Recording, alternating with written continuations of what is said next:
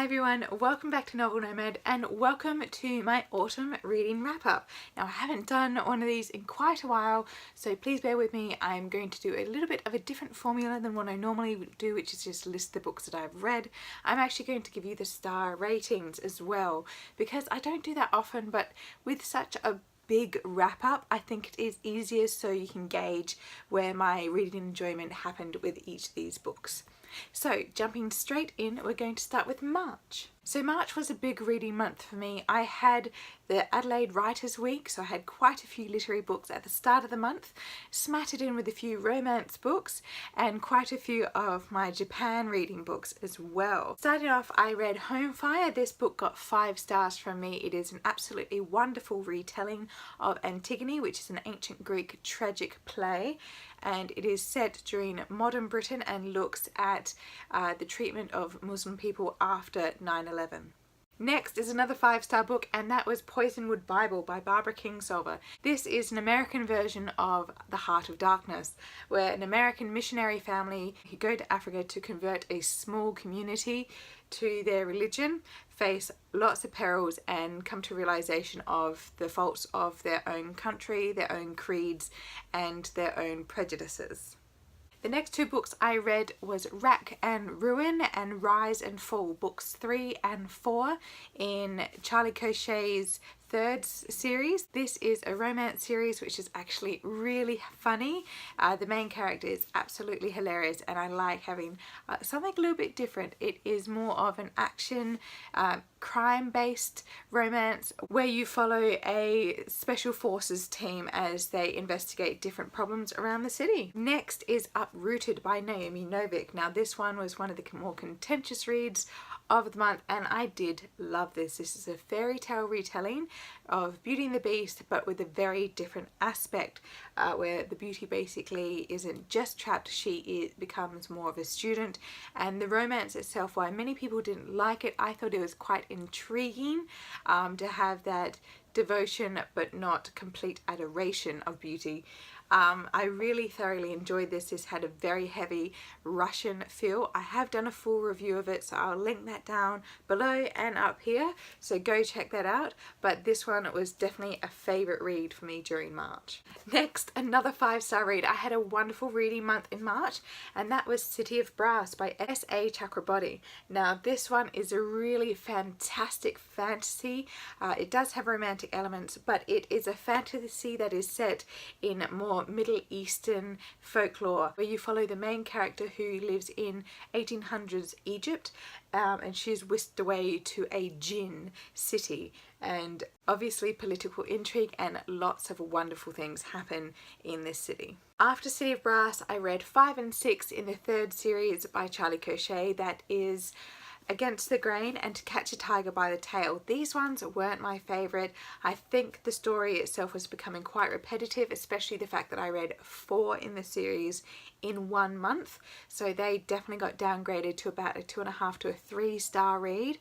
But otherwise still quite enjoyable. The main character I really love.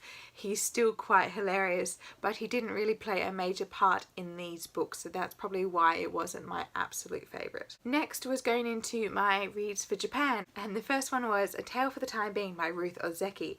This was really interesting, looking in not only to contemporary Japan but also the outsider view of Japan, as you follow the main character Ruth as she's struggling to write a novel, but she lives in the Pacific Northwest in Canada. So I found that lovely. I've lived there before, so I could easily imagine where she was living, surround her, the environment, but at the same time it was really great to get that more modern insight into now and the characters. And also it looks into the Fukushima nuclear plant eruption, how the tsunami and the resulting fallout affected Japan and affected the people in that area. The last book for March was The Travelling Cat Chronicles. I actually finished this on the plane on my way to Japan, and I cried. It got 4 stars from me because sometimes the plot did kind of slow down, or the characters weren't really as approachable as I would have liked, but overall it is a very heartwarming story of a man trying to find a place for his cat You don't know why, but he's going to see all his old friends who've registered an interest in looking after his cat for him. Okay, weirdly enough, I didn't register anything that I read or finished in April. I did read a few things, like little things, but I never actually finished them.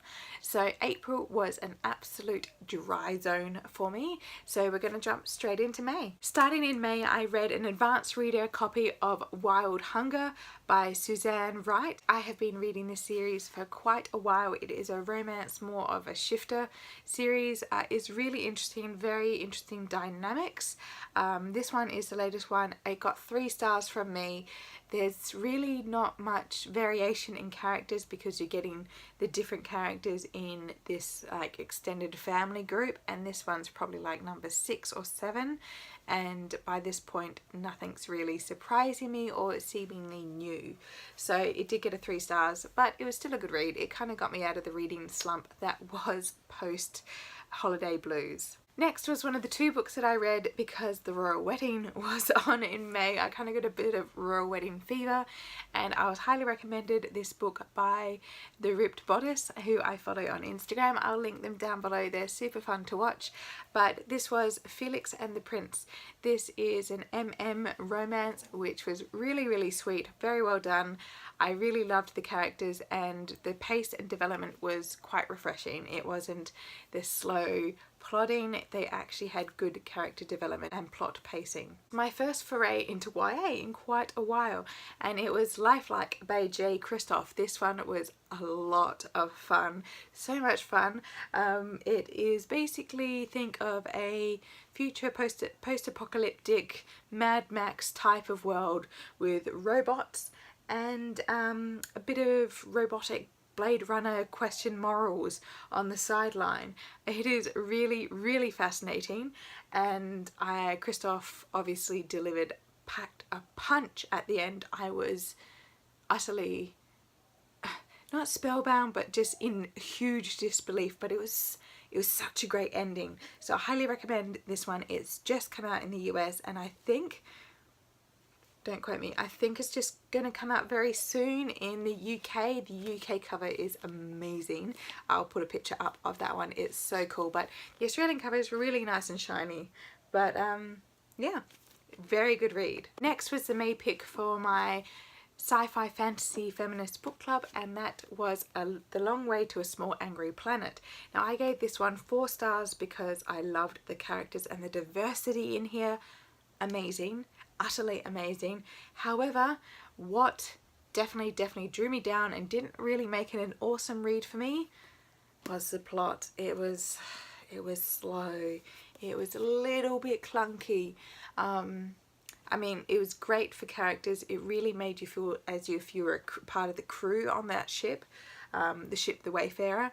It's a drilling ship that a new girl comes on board as a clerk, and they then take a very dangerous mission to help out this new planet that's come into the Federation, but it's a warring planet. So you basically follow them as they travel out to this planet, which is quite far out of the Federation space. But yeah, it was really good. You saw the different characters and how they evolved and changed throughout the book. Hopefully the second one will be wonderful for a little increase in plot pacing. The second royal wedding romance pick for me was A Princess in Theory, which I thoroughly, utterly adored. It was a woman in STEM, so a female scientist who was working quite hard in New York. She was from the foster system, so she had a very hard time depending on other people. And it turns out that her parents were actually from an African country and they fled for some unknown reason, but she didn't find this out until she started dating a prince, unbeknownst to herself for most of the book. But he is very much aware of who she is, and what I loved about this one, it was 1, a woman in STEM, 2, she didn't forgive him straight away. There was a necessity for her to build back that trust, which I really loved. I didn't want this like caving in. It really felt true to her character. And 3, the male character was very much devoted. He was cast very much in that love, true love, not cynical mold at all, which I find most romantic heroes tend to be cast as. I read that just before the royal wedding, so it was actually quite lovely to watch the royal wedding the next day after finishing this really cute romance. Next was a read that I did for the entire month of May, and that was Wives and Daughters by Elizabeth Gaskell. This is one of the ones that I've been wanting to finish for so long. I am so happy that I managed to finish this book finally. It was Bleak House and Wives and Daughters, and this I read with a group of wonderful, absolutely beautiful ladies. We read it as a buddy read and it was so much fun talking to them. We did fall behind at certain paces. Well, I definitely did. I think I was 10 chapters behind at one point, but it was such a beautiful, easy read to get into. I was saying to one of my friends that because I'm practically fluent in Victorian ladies speak and sensibilities, it was as if I was coming home. So I definitely recommend this one. I think Gaskell's writing is so beautifully mature in this book that you can just whisk the reader away into this country life and make them very much intrigued into the goings-on of the village. Next was Wildfire, which is the third book in the Wild series. The second one being Felix and the Prince, which I read earlier in the month, so I decided to pick this one up. It was so much fun to get back into this family. It received 4 stars from me, and it was a very different book again, so it was quite wonderful to read another Lucy Lennox where she managed to take a couple and have a very different story, and the character development was very well done because I became quite attached to the characters. Sneaking in right at the end, mainly because I finished it late on May 31st into the early hours of June the 1st, and that was Bel Canto by Ann Patchett. This was my book club read for May and I utterly adored this one. This one received 4 stars from me.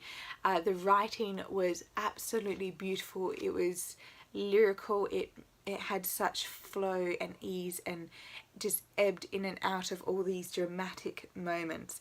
But the great thing about this one is it looked at how human existence and human relationships changed in different situations, and this one is a hostage situation. So it's how relationships and time were tested and then also explored in this very stagnant setting. But it was overall, I think the adoration of music and opera was utterly beautiful, and that reflected so much in the writing. So 4 stars. The only downfall was the plot. It did go quite slow, but that was very much an exploration of time was the plot. So I could see what she was doing in that one. I just found it slightly bit clunky because her prose was so rich and heavy. It almost needed a little bit of a pick-me-up every now and then just to make it flow a little bit smoother. Alright, so I had an absolutely wonderful autumn of reading and holidaying, of course. So I hope you enjoyed my really quick wrap up. Let me know down below if you liked the star system, because I'm not used to doing that, but it is a fun way of just gauging my response, especially straight after finishing the book. And let me know down below what was your favourite read for autumn or spring, wherever you are in the world. And happy reading. I will see you next time. Bye!